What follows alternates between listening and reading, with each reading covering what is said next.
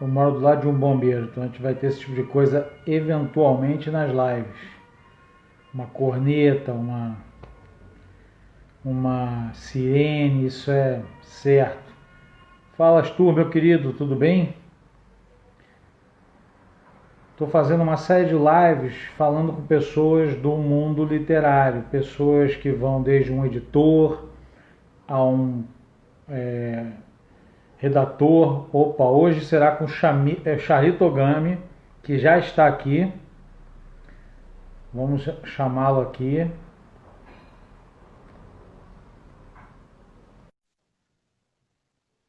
Fala, Caio, tudo bem, querido? Teve mais uma pessoa que entrou aqui, que foi a Kaila, tudo bem?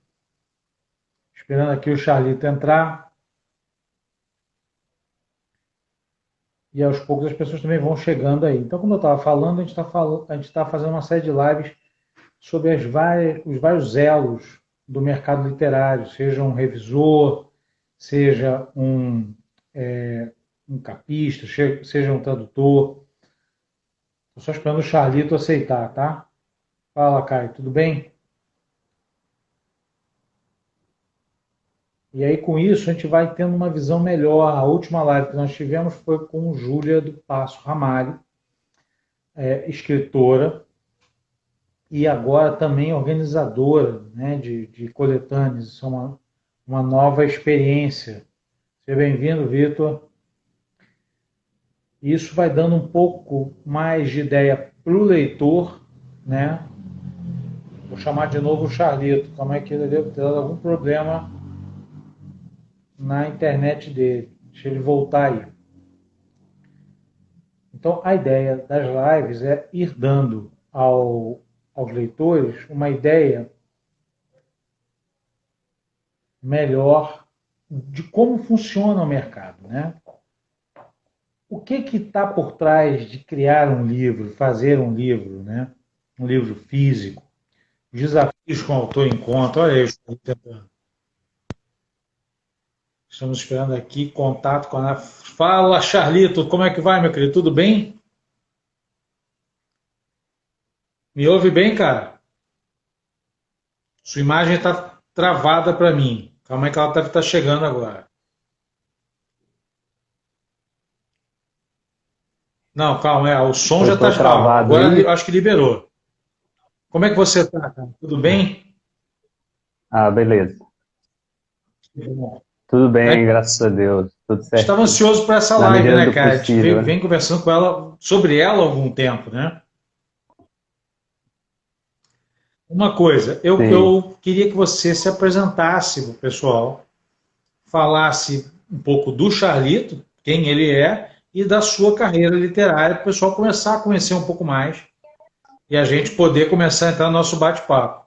Eu aproveitei que você não bebe, estou aqui tomando mate da casa, tá? Estou seguindo aqui. Ah, eu tô aqui.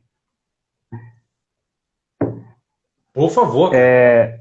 Pode falar? Bom, para quem não me conhece, eu sou o Charlie Togami. Eu sou escritor de horror e suspense. Sou designer gráfico também. Eu comecei a escrever em 2019. Foi quando eu publiquei aqui na revista Diário Macabro número Não 5. cheguei nessa aí, eu estou na 4.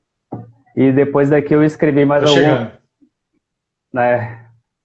Você vai gostar, só melhora. Depois eu participei também do Manicômio Salgueiro, também é da Diário Macabro. Depois eu organizei também uma antologia por lá, que foi o caso Filomedusa. E eu tô na Diário Macabro número 7 também. Eu só não recebi ela ainda, mas quem já apoiou já está recebendo. E E eu tenho contos na Amazon, né? Também eu tenho 4 contos na Amazon e 2 antologias que eu organizei É, também estão lá para quem eu quiser conheci você baixar, ler. através de um conto seu, que eu gosto muito, indico muito a leitura para todos, que é esse aqui, A Porta Azul Turquesa. Eu adoro esse conto. Esse Ah, conto, para pô, mim, tem uma pegada muito forte de Lovecraft aqui dentro. Eu gostei muito. Essa porta tem é um mesmo. caso interessante para quem quiser é um casal muito jovem que aluga um quarto, um kitnet, e começa a viver a vida. Só que esse kitnet tem uma porta azul que dá para um cômodo ao lado que é proibido a entrada. E é em torno disso que toda a doideira que o Charlito cria acontece nesse ponto. Eu achei esse conto, cara, sensacional. Sabe? Gostei mesmo. Agora, Charlito, Mas, você falou bastante aí das suas organizações, a gente vai passar por todos esses pontos. Do que você comentou, eu queria que primeiro você falasse para a gente quais são os desafios que você encontrou e encontra como escritor hoje no Brasil.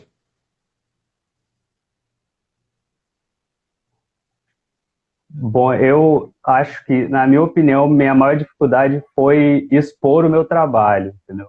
Foi ter essa coragem de pegar o que você escreve e mostrar para alguém, sabe? Eu mostrava para minha namorada, agora eu tinha que mostrar para um outro público, né? E eu aproveitei essa oportunidade aqui, que era esse edital, para poder me arriscar, sabe? E felizmente eu passei. A partir dali eu ganhei confiança, né? E fui entendendo um pouco melhor desse mercado, onde eu poderia publicar meus contos também na Amazon, né? E a partir disso aqui eu conheci muitos amigos que me ajudaram também, né? Então, assim, acho que a princípio é bom você criar laços.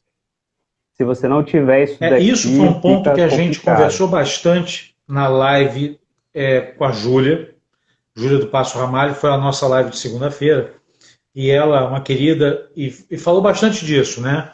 Da troca em que os autores iniciais precisam fazer no sento de, primeiro, como você falou, ganhar confiança, se sentir mais empoderado para poder expor o seu próprio material, mas também para poder não cair em roubada, não cair junto com as editoras picaretas que tem no mercado, né? Eu acho que a Júlia... Sim, eu já caí como leitor. Exatamente. Como leitor eu já caí. Mas olha só, eu já peguei coisas ruins, tá? É ruim como leitor você encontrar algo assim, que você compra e é estranho, está cheio de erro. O que você hoje encara como a parte mais importante, desde o momento da escrita até o momento do lançamento, seja de um e-book, seja de um livro?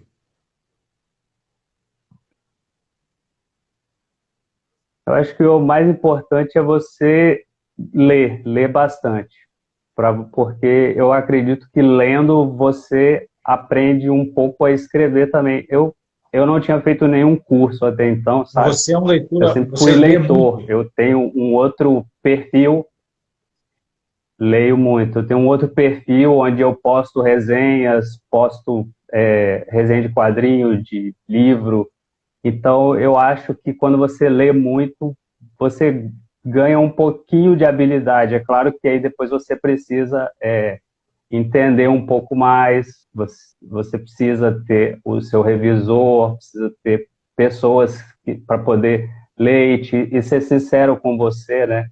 Para ver se o seu trabalho está bom. Mas eu acho que as antologias são legais, porque você vai ser analisado por alguém, né? Por uma editora e tudo mais. Então, ali, se você recebeu o sim, você já sabe que está ali num caminho. E isso é muito importante, né? Porque você está participando, por exemplo, eu tenho acompanhado. Deixa eu ver se eu consigo pegar aqui, Charlito, que eu acho que é importante a gente falar um pouco mais da revista Diário Macabro, que é uma publicação sensacional. Só um minutinho. Eu estou lendo o número 4. Vocês me desculpem aí sair da tela rapidamente, eu estou lendo o número 4. Esse aqui é o box com os 4 primeiros, tá? Eu já li 1, 2 e 3, estou lendo o número 4. E assim, eu sou completamente apaixonado por essa coleção da Diário Macabro, que é uma coleção que ela recupera a É ideia foda do mesmo. pulp, né? De uma forma muito legal. E você realmente se sente lendo Sim, coisas antigas. E eu acredito que você deve ter ficado sim, com muito certeza. honrado de estar participando de uma edição dessa. Porque é um grande barato para aqui dentro, né? Com certeza. Agora, Charito, me Com fala. certeza.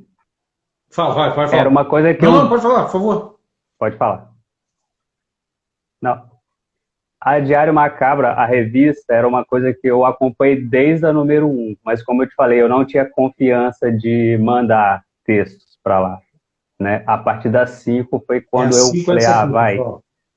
e tentei, Essa aqui já é a isso, 6, essa tem a aí. 7 no meio.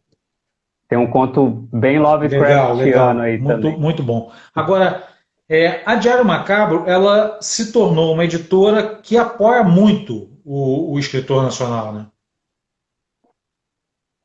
Ela te dá casa Bastante. e, quer dizer, ela recebe bem 100%. esses escritores, né? Como é que é a tua, como é que é a tua experiência lá Recebe. dentro? Me deu casa, me deu confiança. Ah, é excelente. A Natália e o Pedro são muito legais, eles dão essa oportunidade. Pô, eles me deram a oportunidade para organizar uma antologia, eu tinha publicado só 2 contos lá dentro, entendeu? Então, assim, eles têm esse reconhecimento forte, assim. Você vê, saiu uma capa hoje de um livro que eles vão botar no Catarse, eles colocaram um ilustrador brasileiro para ilustrar a capa. O Leander tá até aí, né? Também é ilustrador, Leandro é ele um dos também nossos tem monstros da oportunidade ilustração brasileira, de estar. que está sempre aqui com a gente. É, É um cara sim, com fenomenal do certeza. horror nacional em quadrinhos, cara. Vocês precisam ler Leander Moura, é impressionante. Agora, o Charlito, você faz a sua trajetória com contos. Você já tentou escrever algum romance ou não? Só está sempre nos contos? Não, eu tenho um Mas que romance em ainda está desenvolvimento. embrionário ainda. Tá aqui, tá um pouco parado. Já Tem dá para 140 pensar em alguma páginas coisa. já. Já, já. Tem que voltar Mas não vale nele. a pena? O que você prefere? Você prefere Inclusive, conto? Você você prefere falou, romance? eu acho mais legal o conto. Eu ainda tenho um pouco de dificuldade com romance. Mas eu estou fazendo uns estudos para poder melhorar isso. Na verdade, eu tinha dificuldade de escrever conto, mas eu passei a me dar melhor escrevendo conto. Eu tenho mais O facilidade conto de você escrever precisa ser muito histórias curtas. objetivo, né? Você tem ali pouco espaço para poder contar a tua história. Você não pode ficar fazendo tanto rodeio, né?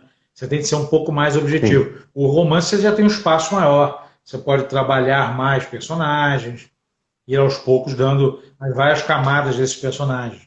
sim. Agora, Charlito, fala. Eu acredito que como eu me baseio muito em pesadelos que eu tenho, eu acho que não cabe muito estender minha história. Aí a Úrsula até falou, eu sempre é conto de 20 páginas. É, É só mas isso é noveleta. interessante, né? É noveleta e novela. Porque Não é conto são, mesmo, são, não, tá são certo. maiores do que os contos, né? Já assumem um outro Uhum, patamar. Mas eu li bastante coisa, eu tenho acompanhado o teu sim, trabalho e até já resenhei, tanto eu já resenhei a Porta Azul Turquesa, como eu também resenhei um outro que eu gostei muito, que é esse aqui, deixa eu mostrar para o pessoal. Mas esse aqui, além de escrever, o Charlito organiza esse aqui. Deixa eu ver se tá dando para ver a capa legal, pessoal. São os 10 degraus da desordem natural, tá? dá pra ver. São 10 histórias muito, muito boas, tá certo? Eu vou te falar que resenhar isso aqui foi difícil, porque as histórias são muito boas. Consegui pegar dentro das histórias muito boas algumas Que que bom. se despontam, foi uma coisa legal, foi difícil para eu fazer. E eu curti. Agora, eu quero saber Uhum. a tua experiência nesse ponto, como organizador de uma coletânea né? Quem definiu a ideia dos 10 degraus? Como é que foi esse processo? Conta pra gente aí. Certo. O 10 degraus, eu estava querendo, como eu tinha saído de uma organização da Diário Macabro lá, que era o caso Filo Medusa, eu achei bacana essa experiência. Só que assim, lá você tem que ler muito conto, né? De muitos autores tem que fazer uma seleção, e eu estava pretendendo fazer uma coisa mais ágil. Então, eu chamei 9 amigos, né, para poder fazer essa organização de contos.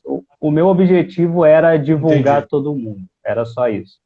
Pegar 10 escritores que eu gosto muito e fazer um trabalho de divulgação assim pesado para que todos eles tivessem uma Agora, Charles, visibilidade, né, deixa eu aproveitar esse em teu cima gancho. daquilo ali, os leitores Não, desculpa, pudessem perdão, buscar. você estava falando da visibilidade que Tá. você estava dando para eles, perdão. É que dá um delay e às vezes você. Mas fale aí, continua, pode Ah, continuar seu tá. pensamento. Não, tô falando que eu queria que eles tivessem essa visibilidade, que as pessoas buscassem os outros trabalhos deles, não só aquele, mas que as pessoas lessem e falar, pô, eu quero ler É mais porque desse autor aqui. nós temos aí duas questões, né? E Nós fosse temos, no caso, atrás. Filo Medusa, é uma coletânea em que as pessoas submetem o conto e aí, como você falou, né? Sei lá, 200, 300 contos, sei lá quantos contos você recebe e tem de ler. É uma análise muito maior. Essa aqui já é uma coletânea fechada, né? Uhum, Essa não tem essa questão de sim. você receber tantos contos. Mas aí entra um outro ponto que eu queria conversar com você. Da mesma forma que no outro, você tem de ler muito para poder fazer uma peneira. Não sei se lá no Filo Medusa você teve alguma ajuda ou foi só Uhum. você. Quem foi que te ajudou lá no Filo Tive Medusa? ajuda. O Marcos Tadeu Mageste, outro escritor da casa lá, tá presente em todas as antologias da editora, ele E como é é que, um cara como é fera que foi a tua também. experiência com esse trabalho em dupla? Foi muito legal, porque a Natália e o Pedro, eles conseguem casar Isso é bom. bem as pessoas, né? A dupla. Então, assim, foi muito fácil. A minha tabela e a dele de escolha bateu Entendi. muito, assim, muito certinho. A gente teve mais debate com a editora mesmo, né?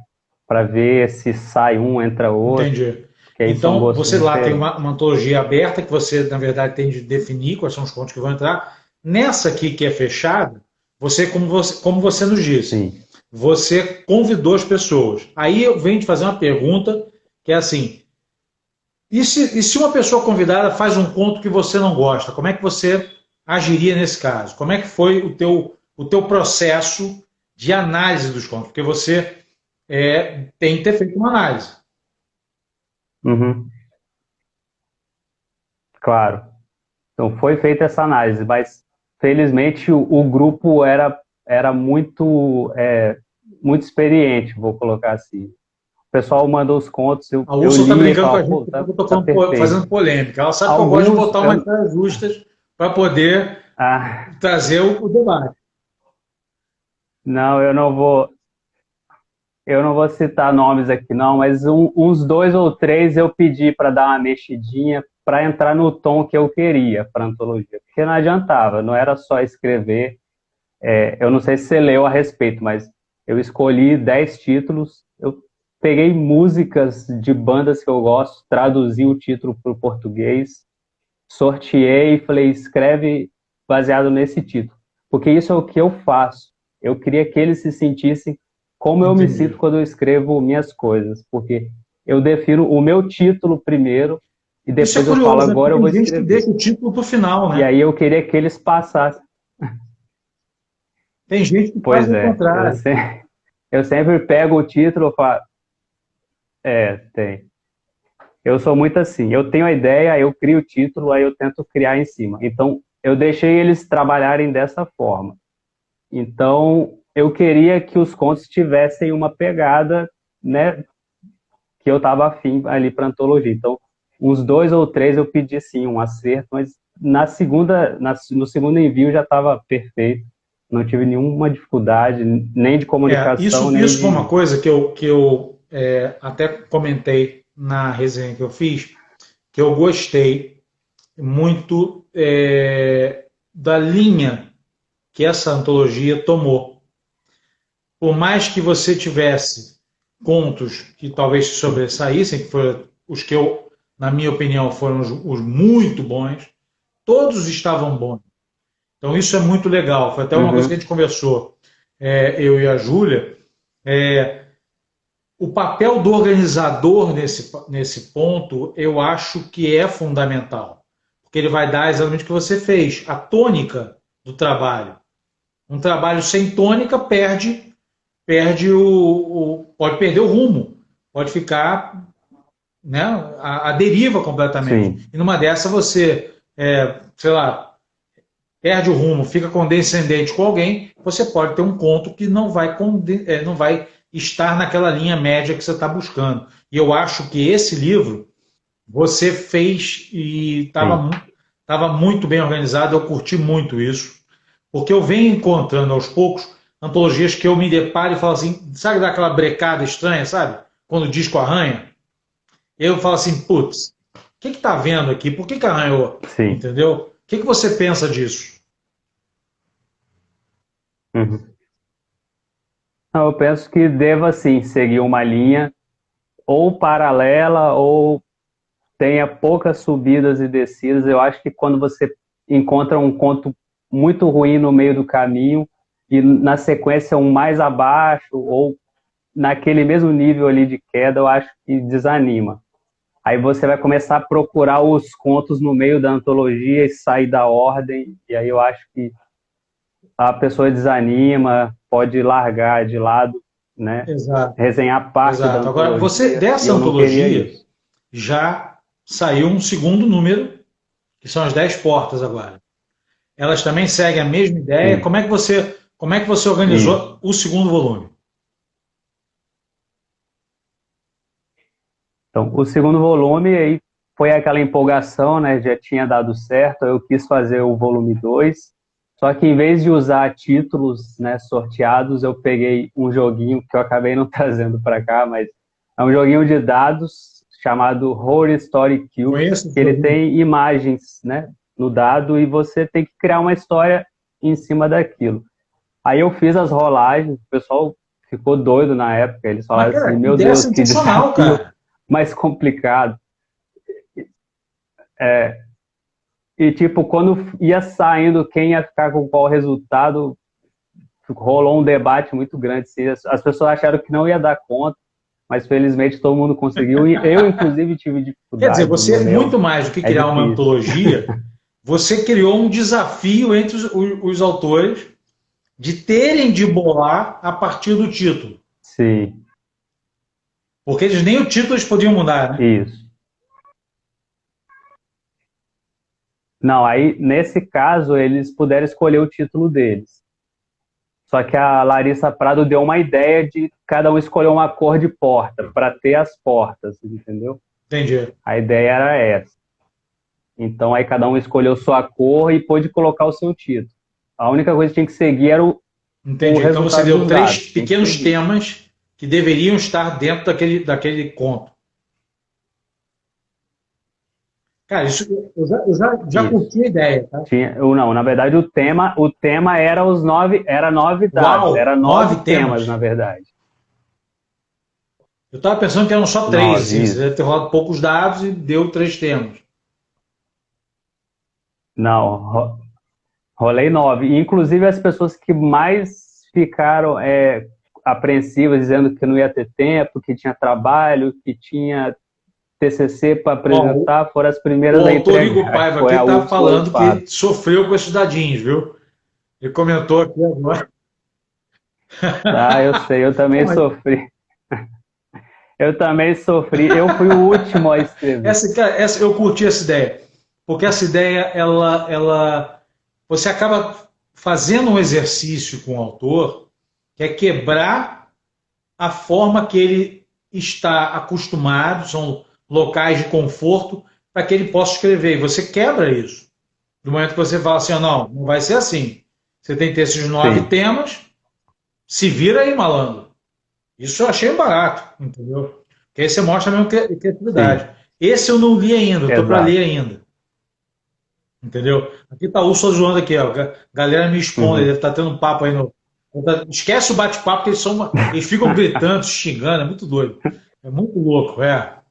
É muito, É, muito maluco. Ô Charito, agora eu quero saber o seguinte: quais são hoje as suas grandes influências em termos de leitura?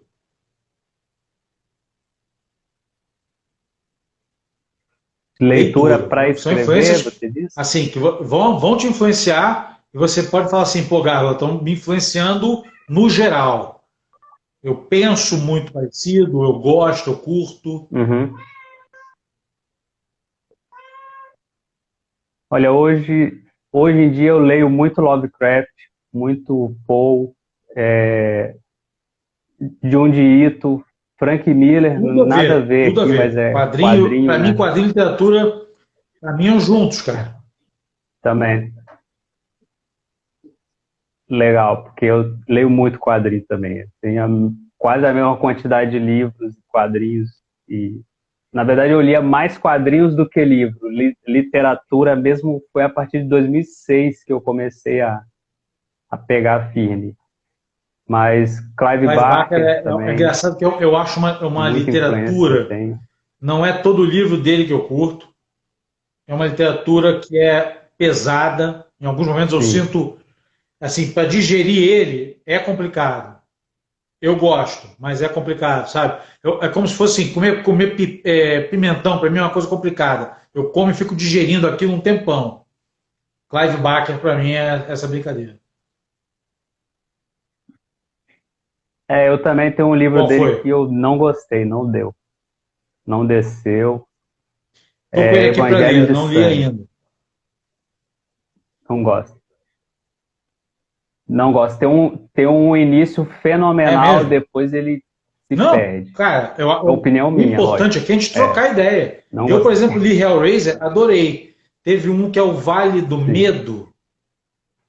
O Vale alguma coisa, que é um que é acontece uma situação na Romênia, assim, no leste europeu, assim, na Idade Média, e uma série de coisas são trazidas de lá para uma mansão Uhum. nesse vale, nos Estados Unidos, e dali, cara, rola uma história muito louca em volta de artistas de Hollywood, com uma série cara, de muita putaria, muita sacanagem no meio.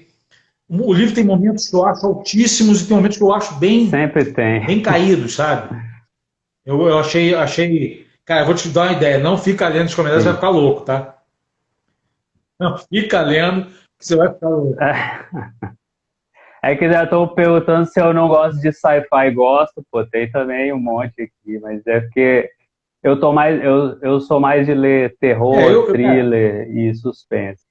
eu Mas de eu tenho fantasia eu fantasia, não tenho leio tudo. muito, tá? Tem Eu tenho dessa não. alguma. Eu ainda preciso me encontrar mais com fantasia. Mas sci-fi eu gosto, terror, é óbvio, terror, horror, Uhum. vai embora, suspense, amo, policial também. Você curte, por exemplo, você hoje pensa no Charlito conseguindo escrever, por exemplo, um romance policial ou um conto policial?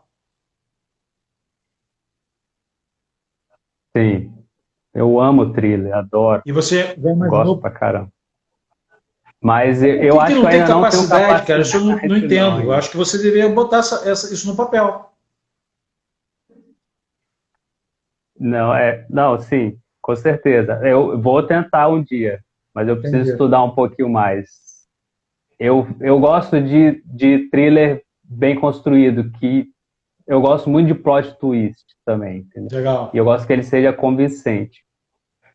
Eu acho bacana quando o cara cria o crime e te deixa na dúvida, aí te dá uma certeza, depois dá Isso é aquela maravilhoso, né, cara? O cara reviravolta, fica você fala, brincando com putz, você como se fosse um peão, né? Olha para lá, olha para é, cá. Uma coisa, uma escritora isso, que eu até participou da nossa segunda live, que foi a Marcela Rossetti, que escreveu Filhos da Lua, que é um livro que eu te indico muito para ler. Filhos da Lua, O Legado, Filhos da Lua, O Legado Sombrio, e ela está escrevendo já o terceiro. Ela brinca com o leitor.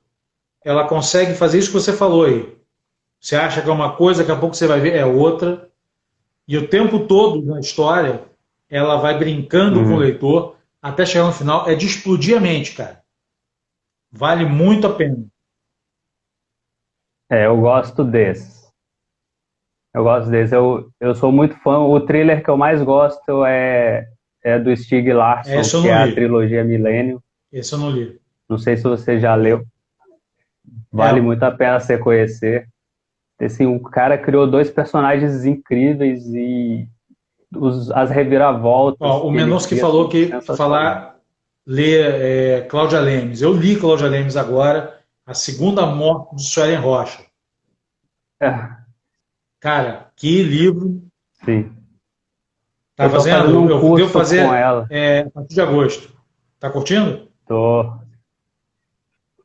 Eu tô lendo o Tô para ler Inferno esse livro no também. Ar. Tô com ele para ler. Não parei, não consegui parar. A fila é grande, cara. É muito livro para ler. Entendeu? Não, exatamente. Quando indicam livros, eu falo, espera aí um pouquinho, Uma coisa, são você uma consegue ler pilha aqui, digital? é difícil, Consegue? consigo. Mas eu não É, tenho mas eu, Kindle, eu, eu eu durante leio muito no tempo não tive celular. Kindle até comprar. Eu lia no celular, lia no Miro, não tinha muito problema com isso, não. Eu acho que era Uhum, uma forma boa de conseguir até acelerar essa fila de leitura, sabe? Porque não dá para ter tanto livro em casa. Muitos dos livros que eu tenho, eu acabo sorteando dentro do clube de apoio do blog. E vão para os apoiadores dos livros. Eu só fico com uhum, poucos livros que são realmente que eu curto muito, sabe? Mas você estava falando de Clive Barker, que eu acho uhum. uma referência interessante. Você falou de Paul Lovecraft. Você não tinha lido Paul Lovecraft ainda?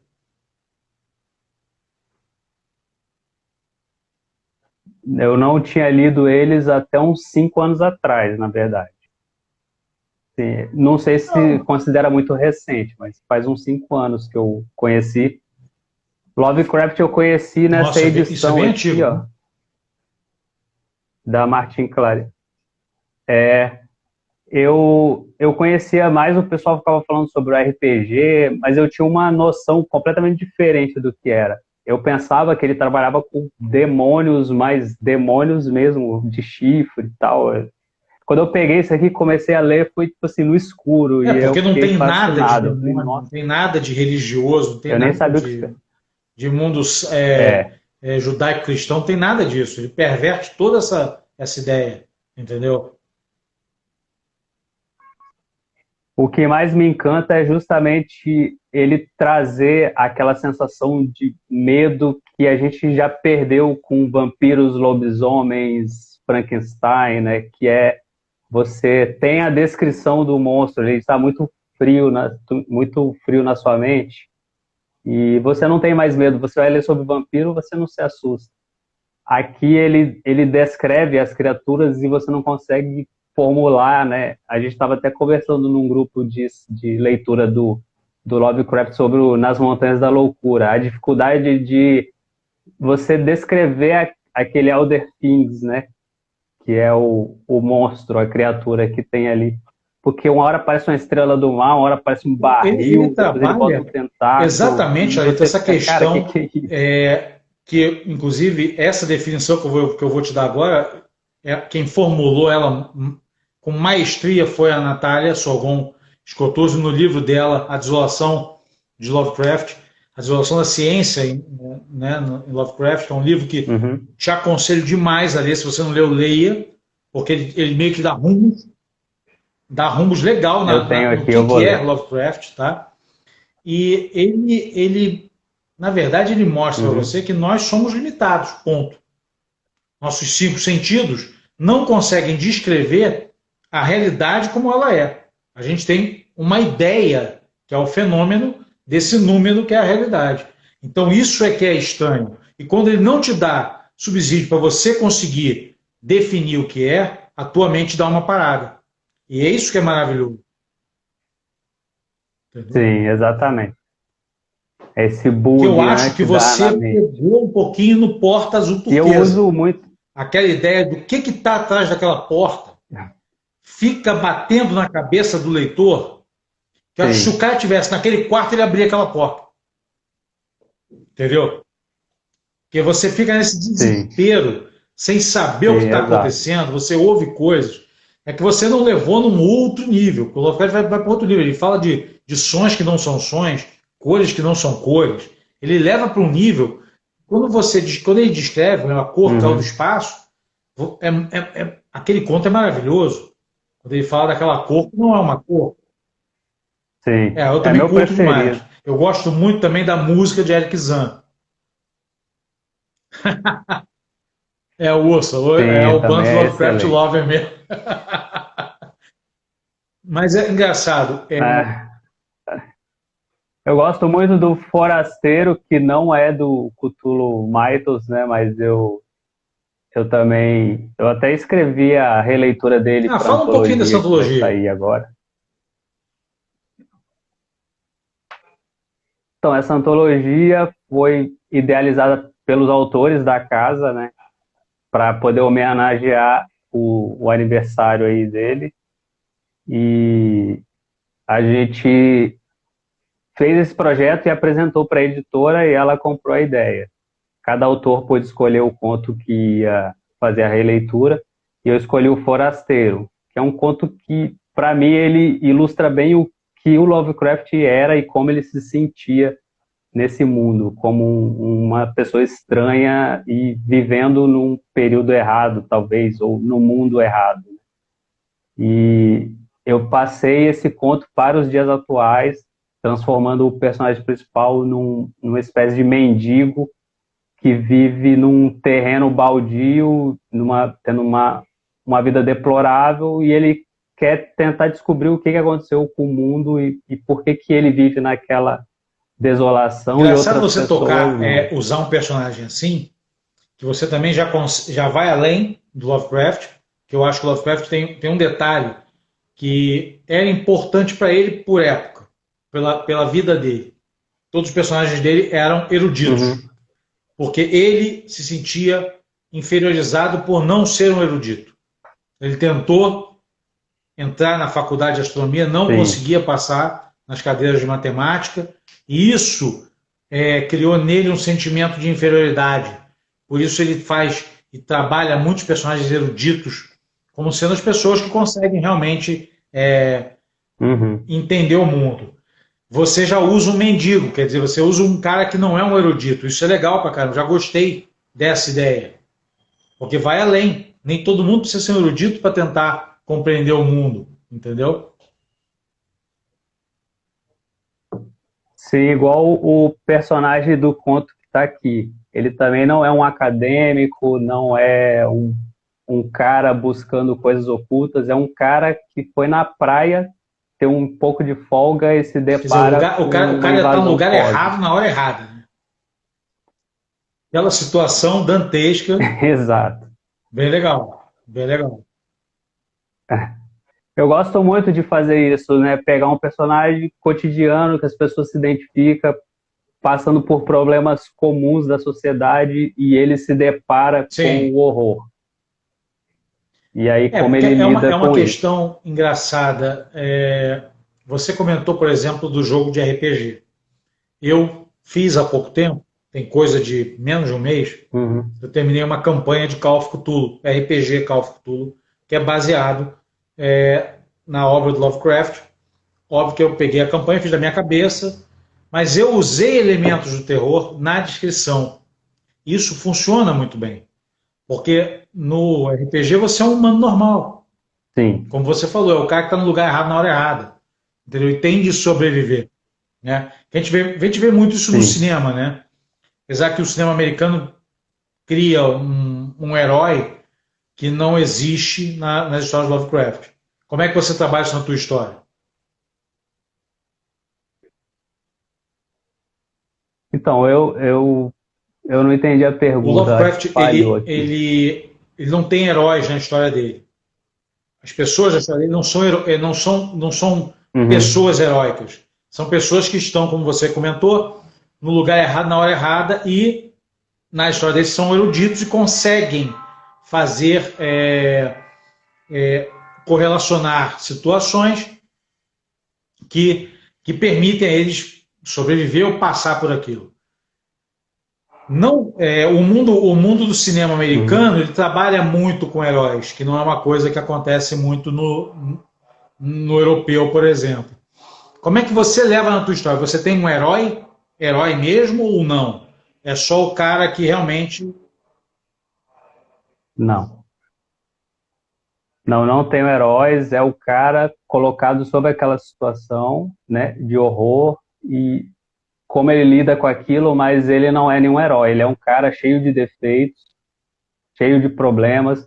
Na Porta Azul Turquesa você viu um cara totalmente imaturo, que saiu da escola, não quis mais nada, aí arruma uma namorada e quer poder... fugiu a palavra. Ele quer impressionar o pai dela, né, e tudo mais. Mas assim, você vê que é um cara que, mesmo que depois que arruma um emprego, continua sendo imaturo, né? Os meus personagens são sempre assim, são personagens comuns, cheios de problemas, não tem nenhum ato heróico, é como ele vai lidar quando tiver que estar de frente com Mas eu acho essa premissa boa. Sempre tem um pouquinho também de... Eu acho essa premissa excelente, Charito. Sim. Tá me ouvindo direitinho, não? Eu acho essa premissa muito boa. Eu acho que essa é uma premissa que é muito atual. Ela conversa muito com o leitor. Porque nós não somos pessoas. Nós não somos heróis. Nós não somos, né? O que eu faria se eu abrisse minha porta agora e tivesse um Chogoff no meio do corredor? Entendeu? Isso é um barato, entendeu? Sim. Agora, o teu horror, você prefere o horror que tem monstro? Ou você já pensa em fazer algo...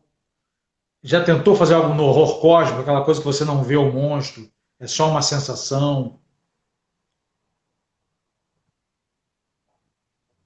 Ainda não. Eu sempre botei criatura. Quando eu trabalhei horror cósmico, eu botei criatura. No Atenção Imagens Fortes, eu coloquei criatura. Nesse da revista Diário Macabro eu coloquei. Quando não tem criatura, não é horror cósmico nem nada. Ou é a maldade humana, como no que está no 10 Portas, ou o Não Deixa o Monstro Despertar. O Não Deixa o Monstro Despertar, também... eu li. Você trabalha a questão do monstro humano. Ele é o monstro, né? Ele tem problemas com ele mesmo, que você exagera, você leva num nível muito maior, e isso causa toda a questão da trama. O livro eu achei bem interessante nesse ponto. Esse trabalho do limite pessoal, né? Até onde eu posso ir. O quanto eu me conheço. Isso é sempre bom. É sempre interessantíssimo, entendeu? E realmente dá para você... Fala, para falar. O conto que está na Diário Macabro 7 também não é de horror cósmico, é terror e horror comum também. Não sei se é a palavra comum, né? Mas tipo, trabalho o horror humano mesmo. Não tem criatura, não tem... Eu gosto de trabalhar criatura, mas eu também tenho contos que eu não trabalho, como o que está no 10 Portas, por exemplo. Mas eu acho que você pode... É um campo vasto, você pode fazer de várias formas. Eu acabei de ler, eu fiz teve um curso do Oscar Nestares agora há pouco, e ele indicou uma escritora argentina que eu corri atrás de ler essa. Deixa eu mostrar para vocês aqui, que é esse aqui, ó, da Mariana Enríquez. Deixa eu ver se eu consigo ver a capa dele aqui para mostrar para vocês. Eu te indico muito esse livro. Por quê? Porque ela aqui consegue trabalhar... Deixa eu ver se eu boto a capa para vocês. Aqui, ó. Indico muito a vocês esse livro, tá?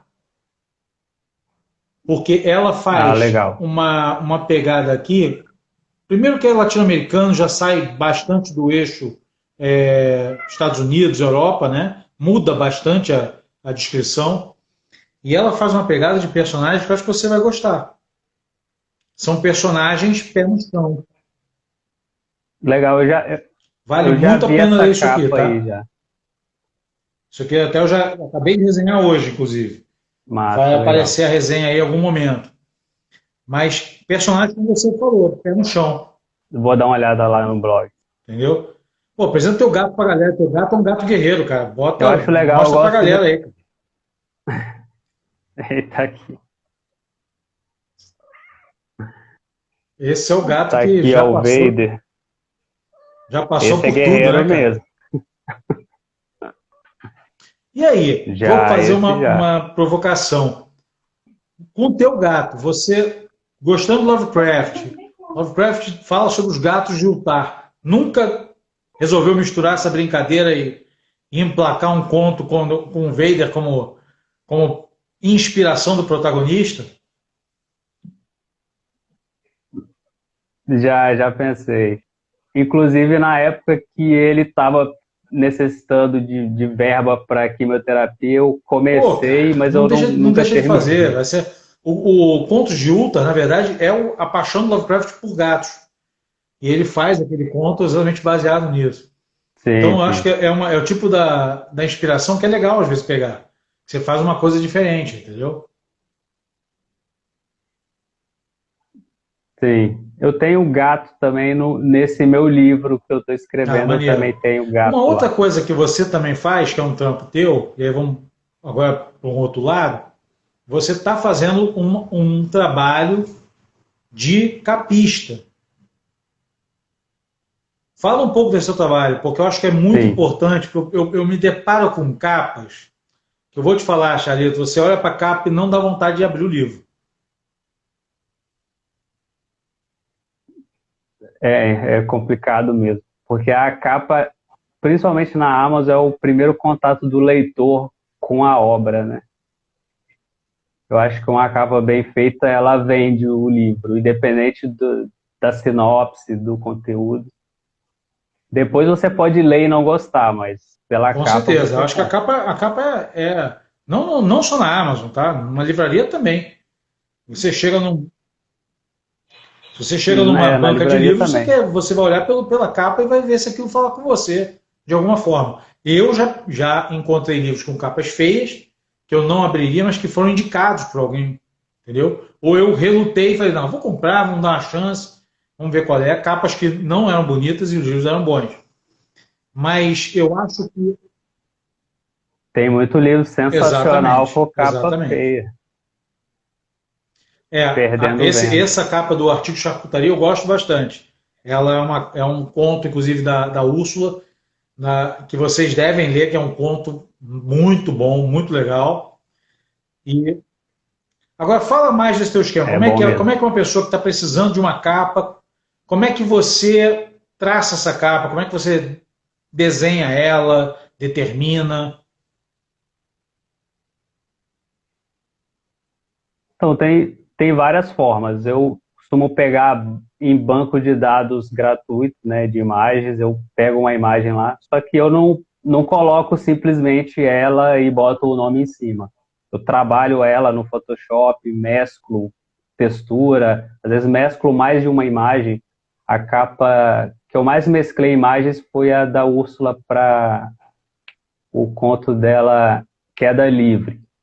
Eu peguei e fiz uma mistura de umas 5 imagens ali. Se eu fosse pegar só uma, acaba caindo naquela. Outra pessoa pega aquela imagem também naquele mesmo banco de dados e usa. Tá cheio de contos na Amazon com a Com mesma certeza. capa, se você procurar. A pessoa pega a mesma imagem lá no Pixabay, que é o que a E, maioria das pessoas buscam. Então eu acho que esse e trabalho de agora me diz uma mesclagem coisa: é importante. é muito difícil, quer dizer, em termos assim, digamos, eu sou um cara, digamos que eu estou escrevendo um livro, quero uma capa, é algo muito caro, como é que é o esquema? Porque você comentou, a pessoa usa a mesma imagem e fez a Não, eu capa. tô trabalhando. Está caindo num erro que eu acho que é bobo, de não investir nisso, entendeu? Sim. Eu acho que o meu preço está bem acessível. Tem outros profissionais aí que cobram valores maiores, mas é justo, são pessoas assim, que fazem um trabalho fenomenal, entendeu? Se você olhar, compensa, mas hoje em dia com o Canva, as pessoas conseguem elas mesmas fazerem as próprias capas, né? Mas eu acho que se você procurar um profissional, uma pessoa que entende um pouco da teoria, eu acho que vale a pena, entendeu? Porque você sem teoria, você só vai jogar as coisas, sabe? Uma ponte preta em cima de um fundo Com preto, certeza. não vai ficar visível. Aí, mas como é que faz então? Tem que pagar um profissional, não tem jeito. Uma pessoa que tem um outro olhar, uma pessoa que Esse ponto que você sabe. está tocando aí é uma coisa que nós estamos falando há algum tempo nas nossas lives, que é a questão das economias porcas, né? Ah, pô, escrevi o conto, mas eu não tenho dinheiro, não vou, eu estou querendo poupar, não vou pagar o revisor. Ah, não vou fazer a capa, eu mesmo faço a capa. Você está perdendo a oportunidade de emplacar o teu livro, porque você só tem aquela chance. O Daniel olhou para o livro, gostou, Sim, ele vai comprar. Agora, porra, olhou para o livro, não gostou, cara, você perdeu ali a chance, né? sim, e tipo, você pode conversar com a pessoa, ver se ela pode flexibilizar um pouco, parcelar em 2 vezes, sabe? Eu acho que se você conversar, você chega em algum lugar, não posso pagar agora, paga depois, mas recebe depois também, mas sei lá, já vai adiantando alguma coisa. Não precisa ter pressa. Hoje em dia, se você escrever um conto e ficar com pressa para publicar, porque você não tem como pagar capa, revisor, você vai jogar uma bomba em cima de você, entendeu? Eu acho Eu que também não acho que compensa. o cara está jogando, inclusive, uma oportunidade fora, né? Porque é engraçado isso. Sim. Por mais que você possa depois fazer isso, depois eu boto outra capa, pago um revisor e mudo, porque na Amazon dá para fazer isso, né? Mas e as pessoas que leram aquele trabalho antes, né? Elas não vão ler de novo só Isso é porque muito você importante, muda. cara, porque realmente, agora na quarentena, muitos e-books têm ficado de graça. Eu tenho baixado muitos por causa disso.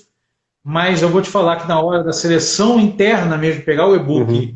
vou ver o que eu vou ler, algumas capas não me dizem nada.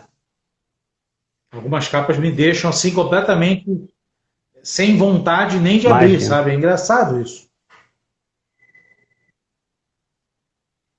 Ou às vezes ela é até bonita e não tem Mas relação você nenhuma com o o que está livro para poder escrito, fazer a né? capa ou não? A maioria eu leio. Porque tem que A pegar alguma maioria eu coisa, leio. né? Pouca gente me passou. Mas a maioria foi conto, então eu pude receber o conto, ler e fazer. Algumas outras pessoas me deram elementos, falaram, eu quero uma capa com esses elementos. Aí eu fazia. Na sorte acertava, às vezes um Mas, detalhezinho por ali para exemplo, você mudar, já mas recebeu, geralmente por exemplo, a gente uma entra num ideia, cara, acordo. sei lá, eu quero assim, assim, assado. Você leu o conto, você falou, cara, o cara está viajando, não é assim, assim, assado. Tem de ser de outra forma. Você já fez isso? Você tem essa liberdade, mas não vale a pena você. Não, nunca aconteceu. Entende? Não, nunca aconteceu. Você estava falando de passar só as Não, ideias não, e não. eu A não ter lido o pessoa conto, é isso? determinou, pô, eu queria que a minha capa fosse assim, com A, B, C. Mas você leu o conto e fala, cara, não tem nada a ver. É Y, X e Z. E você virar para o cara e falar assim, cara, essa tua capa que você está imaginando não tem nada a ver com o que ela realmente poderia ser. Você teria essa sinceridade para falar para as pessoas e virar e dar o teu parecer? Eu acho que isso é importante. Teria. Teria. É bom falar. Sim, com certeza. O conto da Úrsula mesmo, Queda Livre, eu fiz sem ler o conto dela. Eu li recentemente e resenhei. Na época que eu fiz, ela só me Entendi. passou a ideia. E casou muito bem. Entendi. Eu não precisei fazer Isso é isso. importante, isso é legal. Jair, estão faltando 5 minutos para a gente terminar a live. Você quer seguir para um segundo bloco ou você está cansado? Porque aí eu sempre pergunto para o nosso convidado, pode seguir? Então, A gente pode pessoal, me seguir. deem 3 minutos que eu vou Pode. encerrar a live, Vou salvar ela no ITV e a gente segue para um segundo bloco com o Charlito, tranquilo? Charlito, me espera um pouquinho que eu já volto já, tá? Valeu, gente. Beleza.